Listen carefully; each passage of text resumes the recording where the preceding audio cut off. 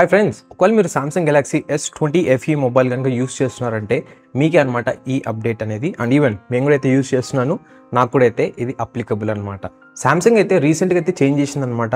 ఈ Samsung Galaxy S20 FE అలాగే S20 FE 5G మొబైల్స్కి సాఫ్ట్వేర్ అప్డేట్స్ ఎప్పుడు రిలీజ్ చేయాలని చెప్పని. ప్రీవియస్గా చూసుకున్నట్లయితే ఈ మొబైల్స్ మనకి every month security patch updates అయితే ఇస్తుండేవాళ్ళు, బట్ కొన్ని మంత్స్ నుంచి అయితే ఇవ్వట్లేదు అనమాట. దీనికి మెయిన్ రీజన్ ఏంటి అంటే సామ్సంగ్ అనేది మంత్లీ అప్డేట్స్ నుంచి క్వార్టర్లీ అప్డేట్స్ అయితే చేంజ్ చేసింది అనమాట ఈ మొబైల్స్కి, ఎస్పెషల్గా ఈ మోడల్స్కి. దీని అర్థం మీకు ఎవ్రీ 3 మంత్స్కి ఒకసారి సాఫ్ట్వేర్ అప్డేట్స్ అయితే వస్తాయి సామ్సంగ్ S20 FE 5G కానీ నార్మల్ ఎగ్జినోస్ మోడల్కైనా సరే. ఈ చేంజ్ అయితే నేను అసలు ఎక్స్పెక్ట్ అయితే చేయలేదన్నమాట. నేనైతే ఎవ్రీ మంత్ అయితే పుష్ చేస్తారని అనుకున్నాను, బట్ సడన్గా అయితే చేంజ్ చేశారు ఈ మొబైల్లో.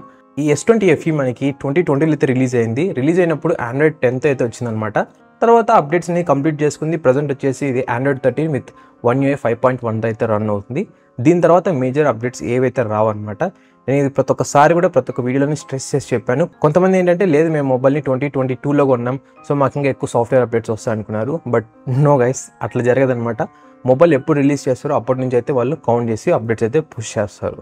ఒకవేళ మీరు అప్గ్రేడ్ చేయాలనుకుంటున్నారు S20 FE నుంచి వేరే మొబైల్కి అంటే నేను సజెస్ట్ చేసేది S23 FE అని తీసుకోండి, లేకుంటే S24 FE అని తీసుకోండి.